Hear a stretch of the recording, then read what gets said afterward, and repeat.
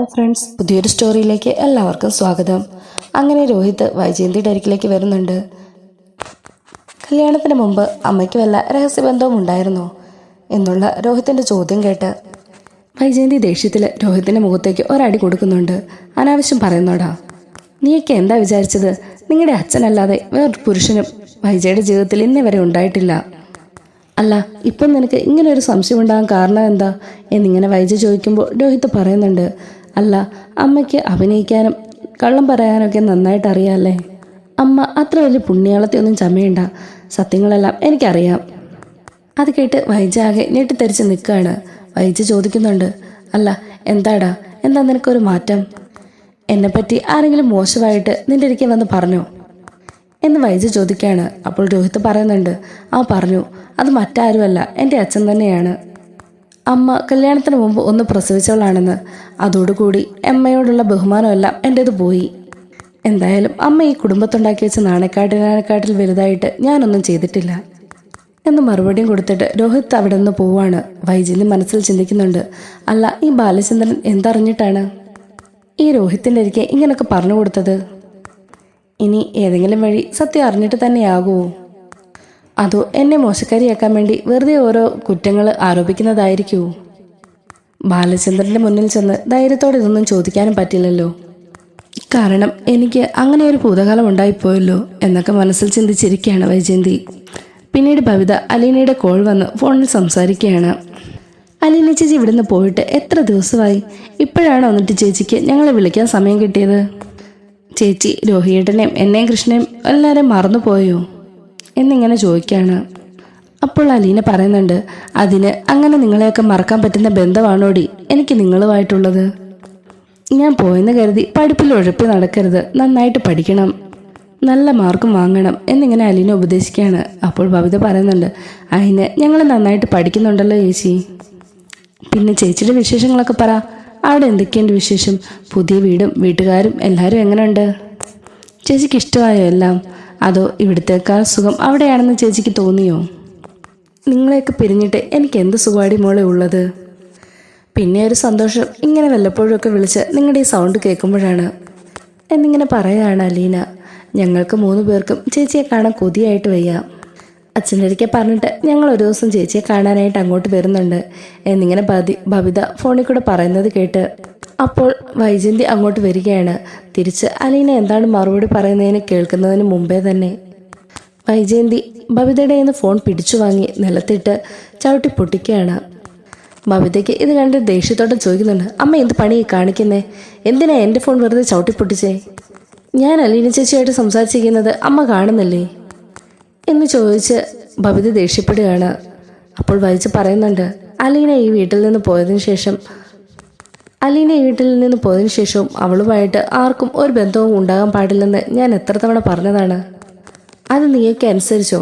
ഞാൻ പറയുന്നത് എന്തെങ്കിലും നീയൊക്കെ കേൾക്കുന്നുണ്ടോ? എന്തിനാണ് നീ അലീനയെ വിളിച്ചത്? ആ നാശം പിടിച്ചവളുടെ ശബ്ദം പോലും ഇനി ഈ വീട്ടിൽ കേൾക്കാൻ പാടില്ല. അത് ഈ വൈജയന്തിയുടെ ഓർഡറാണ് എന്നിങ്ങനെ വൈജയന്തി മറുപടി കൊടുക്കുകയാണ്. ഭവിത ദേഷ്യത്തോടുകൂടി പറയുന്നുണ്ട്, അല്ല, ഈ ഓർഡർ ഇടാൻ അമ്മ ആരാ? കോർട്ടിലെ ജഡ്ജിയോ? അമ്മ ഈ കാണിച്ചത് ഒട്ടും ശരിയായില്ല. എൻ്റെ ഫോൺ പൊട്ടിക്കാനും മാത്രം ഒരവകാശം അമ്മയ്ക്കില്ല. ഞാൻ ആരെ വിളിക്കണം, ആരോട് സംസാരിക്കണം എന്നൊക്കെ തീരുമാനിക്കുന്നത് അമ്മയല്ല, അത് തീരുമാനിക്കുന്നത് ഈ ഞാൻ തന്നെയാണ് എന്നിങ്ങനെ പറയാണ് ഭവിത. എൻ്റെ മക്കൾ ഈ വീട്ടിൽ ഞാൻ പറയുന്ന അനുസരിച്ച് വേണം ജീവിക്കാൻ. എന്നെ അനുസരിച്ചില്ലെങ്കിൽ ഇപ്പം ഈ ഞാൻ കാണിച്ചില്ലേ, അതുപോലെ ഇനിയും സംഭവിക്കും. ഇന്നിപ്പോൾ ഞാൻ മൊബൈലേ പൊട്ടിച്ചുള്ളൂ, ഇനി നാളെ അങ്ങോട്ട് നിന്റെ കാരണം പോയിക്കാനും ഈ വൈജയന്തിക്ക് അറിയാം. അതിന് അമ്മ ആരാന്ന് അമ്മയുടെ വിചാരം? എല്ലാവരുടെയും കാര്യത്തിൽ ആവശ്യമില്ലാതെ തീരുമാനമെടുക്കാൻ അമ്മയ്ക്ക് എന്താ? അമ്മ ആരാണെന്നൊക്കെ ഞങ്ങൾക്ക് നന്നായി മനസ്സിലായി വരുന്നുണ്ട്. വിവാഹത്തിന് മുമ്പ് ഒരു കുഞ്ഞിനെ പിഴച്ച് പ്രസവിച്ചവളല്ലേ അമ്മ. എന്നിട്ടാണോ അമ്മയ്ക്ക് ഇത്ര അഹങ്കാരം? ഞങ്ങൾ മക്കൾക്ക് ഇത്രയും വലിയ നാണക്കേടുണ്ടാക്കി വെച്ചിട്ടാണോ വലിയ അഭിമാനിയെ പോലെ അമ്മ ഇങ്ങനെ ഞങ്ങളോട് പെരുമാറുന്നത്? വളരെ കഷ്ടം തന്നെ എന്നിങ്ങനെ ഭവിത പറയുന്നത് കേട്ട് ഷോക്കായി നിൽക്കുകയാണ്. ഇന്നലെ രോഹിതും ഇതേ കാര്യം തന്നെ വന്നു പറഞ്ഞു. ഇന്നിപ്പോഴത്തെ എൻ്റെ വായ അടയ്ക്കാൻ വേണ്ടി ഭവിതയും ഇത് തന്നെ പറയുന്നു. എൻ്റെ മക്കൾ ഈ കാര്യം എങ്ങനെ അറിഞ്ഞു? എന്നെ ഇടിച്ചു താഴ്ത്താൻ നോക്കുവാണോ ബാലേന്ദ്രൻ? ഇവരിനി ശരിക്കും സത്യങ്ങളൊക്കെ അറിഞ്ഞിട്ട് തന്നെയായിരിക്കും എന്നെ ചോദ്യം ചെയ്യാൻ വരുന്നത് എന്നൊക്കെ ആലോചിച്ച് നിൽക്കുകയാണ് വൈജയന്തി. ധൈര്യം സംഭവിച്ച് വൈജ ബബിതയുടെ നേർക്ക് ചെല്ലുന്നുണ്ട്. എന്ത് അസംബന്ധമാടി നീയൊക്കെ എന്നെക്കുറിച്ച് പറയുന്നത്? നിങ്ങളുടെ അമ്മ അത്രയ്ക്കും തരം താന്നവളാണെന്ന് നിങ്ങൾക്ക് തോന്നുന്നുണ്ടോ? അതോ ആരോ പറഞ്ഞ അനാവശ്യങ്ങൾ കേട്ട് സ്വന്തം അമ്മയെ ചോദ്യം ചെയ്യുന്നോടി എന്നും പറഞ്ഞ വൈജയന്തി ബബിതയെ തല്ലാനായിട്ട് കൈ ഉയർത്തുകയാണ്. അമ്മേ വേണ്ട, ഇന്നലെ രോഹിയേട്ടനെ തല്ലിയതുപോലെ ഇന്ന് എന്നെ തല്ലാമെന്ന് അമ്മ വെറുതെ കരുതണ്ട. ഇവിടെ തെറ്റ് ചെയ്തത് ഞാനല്ല, അത് അമ്മയാണ്. ഇവിടെ ആരും വന്ന് അമ്മയെക്കുറിച്ച് അനാവശ്യമൊന്നും പറയാൻ പുറത്തുനിന്ന് ആരും വന്നിട്ടില്ല. ഇതെല്ലാം ഞങ്ങളോട് തുറന്നു പറഞ്ഞത് അമ്മയുടെ സ്വന്തം ഭർത്താവ് തന്നെയാണ്. ഇതിൽ കൂടുതൽ അമ്മയ്ക്ക് എന്തെങ്കിലും അറിയണമെന്നുണ്ടെങ്കിൽ അമ്മ നേരെ ചെന്ന് അച്ഛനോട് ചോദിച്ചു നോക്ക്. അല്ലാതെ ഇനി മേലിൽ എൻ്റെ ഫോൺ പൊട്ടിച്ചെറിയുന്നത് പോലെയുള്ള കലാപരിപാടികളുമായിട്ട് ഇങ്ങോട്ട് വന്നേക്കരുത്. അതൊക്കെ അങ്ങ് അവസാനിച്ചേക്കണം. അമ്മയുടെ താളത്തിന് ഒത്തുതുള്ളുന്ന പോലത്തുള്ള ഇനി ബബിതയെ കിട്ടില്ല. ഞാൻ ഇനിയും അലീന ചേച്ചിയെ കാണുകയും ചെയ്യും, ചേച്ചിയായിട്ട് സംസാരിക്കുകയും ചെയ്യും. അങ്ങനെ വൈജിക്ക് നല്ല ചുട്ട മറുപടിയും കൊടുത്തിട്ട് ബബിത അവിടെ നിന്ന് പോകുന്നുണ്ട്. തൻ്റെ മകൾ തന്നേക്കാൾ വലിയ തൻ്റെടിയായിരിക്കുന്നു. ബാലേന്ദ്രനാണ് ഇതിനെല്ലാം കാരണം എന്നിങ്ങനെ മനസ്സിൽ പറഞ്ഞുകൊണ്ട് വൈജയന്തി ബാലേന്ദ്രൻ്റെ അരികെ ചെല്ലുന്നുണ്ട്. ബാലേന്ദ്രനോട് വൈജി ചോദിക്കുന്നുണ്ട്, അല്ല, വിവാഹത്തിന് മുമ്പ് ഞാനൊന്ന് പ്രസവിച്ചവളാണെന്ന് എന്ത് തെളിവിൻ്റെ അടിസ്ഥാനത്തിലാണ് നിങ്ങൾ മക്കളോട് പറഞ്ഞു വരുത്തുന്നത്? നിങ്ങൾ പറഞ്ഞുണ്ടാക്കിയ വെറും കെട്ടുകഥയാണത്. നാണമില്ലേ ബാലേന്ദ്രന് സ്വന്തം ഭാര്യയെപ്പറ്റി, മക്കളുടെ അരികെ സ്വന്തം ഭാര്യയെപ്പറ്റി അനാവശ്യം പറഞ്ഞു കൊടുക്കാനായിട്ട്? ഇത് കേട്ട് ബാലേന്ദ്രൻ വൈജയന്തിയുടെ മുന്നിൽ പൊട്ടിത്തെറിക്കുകയാണ്. ചി നിർത്തടി, ഞാൻ പറഞ്ഞു കൊടുത്തതാണോ കുറ്റം? അല്ല, ഞാൻ പറഞ്ഞു കൊടുത്തതൊക്കെ എങ്ങനെ അനാവശ്യമാകുന്നത്? നീ എന്നെയും അലീനയെയും കുറിച്ച് എന്തൊക്കെയാണ് മക്കളുടെ അരികെ പറഞ്ഞു കൊടുത്തിരുന്നത്? അതിന് എന്തെങ്കിലും തെളിവ് നീ തന്നിട്ടുണ്ടോ? നിനക്ക് എന്നെക്കുറിച്ച് എന്ത് വേണമെങ്കിലും പറയാമെങ്കിൽ എനിക്ക് നിന്നെക്കുറിച്ചും എന്ത് വേണമെങ്കിലും പറയാം. പിന്നെ നീ എന്തുകൊണ്ടും പിഴച്ച് പ്രസവിച്ച സ്ത്രീ തന്നെയാണ്. ഇത്രയും നാളും ഭർത്താവിൻ്റെയും മക്കളുടെയും മുന്നിൽ നീ നല്ല പിള്ള ചമഞ്ഞു, നാണം കെട്ടവള് എന്നിങ്ങനെ പറയാണ് ബാലേന്ദ്രൻ. ഇതൊക്കെ കേട്ട് ദേഷ്യം വന്ന വൈജയന്തി ബാലേന്ദ്രനെ അടിക്കാനെന്നോണം കൈ ഉയർത്തുന്നുണ്ട്.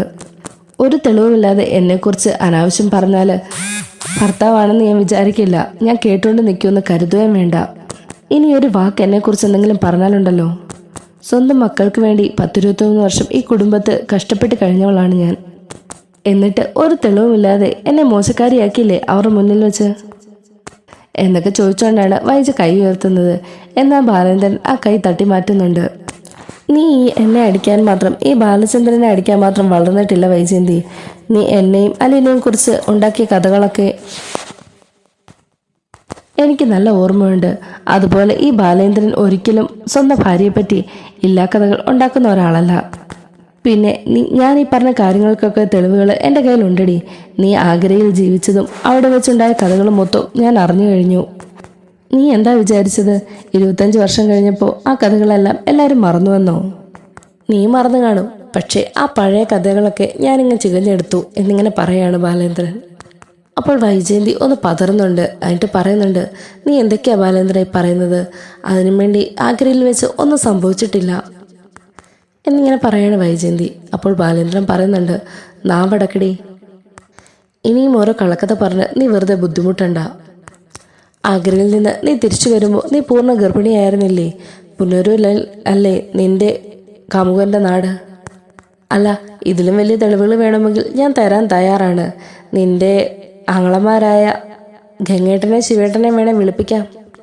അവരെ കൊണ്ട് വേണമെങ്കിൽ നടന്നൊക്കെ ഞാൻ പറയിപ്പിക്കാം. എന്താ വേണോ എന്നും പറഞ്ഞ് ബാലേന്ദ്രൻ ചിരിക്കുകയാണ്. വേണ്ട ബാലേന്ദ്ര, എനിക്കിനി ഒന്നും കേൾക്കേണ്ട. എനിക്കെല്ലാം മനസ്സിലായി. ഇന്നത്തോടുകൂടി എൻ്റെ ജീവിതം അവസാനിച്ചു. നിങ്ങൾക്ക് എന്നെ ഡിവോഴ്സ് ചെയ്യാം. 10-25 കൊല്ലം മുമ്പ് നടന്ന് ഞാൻ മൂടി വെച്ചിരുന്ന കാര്യങ്ങളാണ് ഇപ്പോൾ നിങ്ങൾ അറിഞ്ഞത്. അതുപോലെ എൻ്റെ മക്കളും അതെല്ലാം അറിഞ്ഞു. ഇനി നിങ്ങളുടെയൊക്കെ മുന്നിൽ എനിക്കൊരു ജീവിതം ഉണ്ടാവില്ല. ഞാൻ ഈ വീട്ടിൽ നിന്ന് എങ്ങോട്ടെങ്കിലും ഇറങ്ങി പോവാണ്. ഇനി എനിക്ക് എൻ്റെ ഭർത്താവിനെയും അതുപോലെ എൻ്റെ മക്കളെയും ഫേസ് ചെയ്യാൻ ബുദ്ധിമുട്ടാണ് എന്നൊക്കെ തീരുമാനിച്ച് വൈജയന്തി ബാഗും എടുത്തുകൊണ്ട് ഇറങ്ങാൻ തുടങ്ങുകയാണ്. അപ്പോൾ ബാലേന്ദ്രൻ പറയുന്നുണ്ട്, എടി നില്ല്, ഇനി നീ ഇവിടെ നിന്നും എങ്ങോട്ടും പോകില്ല. ഒരിക്കൽ എന്നെ ധിക്കരിച്ച് ഈ വീട്ടിൽ നിന്നും വാടക വീട്ടിലേക്ക് പോകാൻ ഒരുങ്ങിയവളാണ് നീ. ഇപ്പോൾ അലീനെ ഇവിടെ നിന്ന് പറഞ്ഞു വിട്ടതിന് ശേഷമാണ് നീ വീണ്ടും തിരികെ വന്നത്. ഇനി ഇത്രയും നാളും എന്നെ ചതിച്ചതിനുള്ള ശിക്ഷ വാങ്ങിക്കാതെ നീ ഈ വീട് വിട്ട് എങ്ങോട്ടും പോവില്ല. നീ എടുത്ത സാധനങ്ങളൊക്കെ തിരിച്ച് അവിടെ തന്നെ കൊണ്ടുവെക്ക്.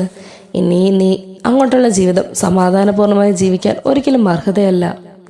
അതിനിനി ഞാൻ ഒരിക്കലും നിന്നെ സമ്മതിക്കത്തുമില്ല. ഭർത്താവിൻ്റെയും മക്കളുടെയും ഓരോ ചോദ്യത്തിനും നീ മറുപടി പറഞ്ഞേ പറ്റൂ. ഇനി നീ എൻ്റെ മക്കളുടെ മുന്നിൽ നീറി നീറി ജീവിക്കണം. കല്യാണത്തിന് മുമ്പ് നീ ഇതുപോലെ തന്നിഷ്ടക്കാരി തന്നെയായിരുന്നു. അതുകൊണ്ടല്ലേ ആരും അറിയാതെ ഒരുത്തൻ്റെ കൂടെ പോയി ജീവിച്ചത്. ഇപ്പോഴാണെങ്കിൽ പോലും നിനക്ക് നിന്റെ തന്നിഷ്ടം അതാണ് വലുത്. നീ ചെയ്ത തെറ്റ് നിന്റെ ഭർത്താവ് കണ്ടുപിടിച്ചു എന്ന് അറിഞ്ഞിട്ട് പോലും നിനക്കൊരു കുറ്റബോധവുമില്ലല്ലോ. ഒരു ക്ഷമാപണം പോലും നീ എൻ്റെ മുന്നിൽ നടത്തിയില്ല. അതിന് നിനക്ക് എന്നെ ഒഴിവാക്കി തന്നിഷ്ടത്തിന് പോകണം. അങ്ങനെ നീ ഇനിയും പോയാൽ ഞാൻ ഇനിയും തോൽക്കും. ഇത്രയും കൊല്ലം എന്നെ വെറും ഒരു പൊട്ടനാക്കി നീ ഇവിടെ തളർത്തിയിട്ടില്ലേ? നീ ഇവിടെ നിന്ന് പോയാൽ അതിനൊക്കെ ഞാൻ ആരോട് ചെന്ന് പ്രതികാരം ചോദിക്കും എന്നൊക്കെ ചോദിക്കുകയാണ് ബാലചന്ദ്രൻ. എന്നാൽ ഇതിനൊന്നും മറുപടി പറയാനാകാതെ തല കുനിച്ച് നിൽക്കുകയാണ് വൈജയന്തി. അപ്പോൾ രോഹിത് അങ്ങോട്ട് വരുന്നുണ്ട്. അമ്മ ഇതെങ്ങോട്ടാ? അമ്മ ഇങ്ങോട്ടും പോകണ്ട. അമ്മ അങ്ങനെ ഈ വീട്ടിൽ നിന്ന് രക്ഷപ്പെട്ട് എങ്ങോട്ടും പോകണ്ട. അച്ഛനോട് ചെയ്തതിനെക്കാട്ടിലും വലിയൊരു ക്രൂരത അമ്മ മറ്റൊരാളോട് കൂടി ചെയ്തിട്ടുണ്ട്. അതമ്മ മനസ്സിലാക്കിയിട്ട് അതിനുശേഷം മാത്രമേ അമ്മയ്ക്ക് ഈ വീട്ടിൽ നിന്ന് പോകാൻ പറ്റൂ. അമ്മ സ്വയം ഒരുക്കിത്തീരുന്ന ദിവസങ്ങളായിരിക്കും അത്. അമ്മ കാത്തിരുന്നു എന്നൊക്കെ അവൻ പറഞ്ഞിട്ട് പോകുന്നത് കേട്ട് വൈജയന്തിയാകെ സംശയത്തോടു കൂടി നിൽക്കുകയാണ്.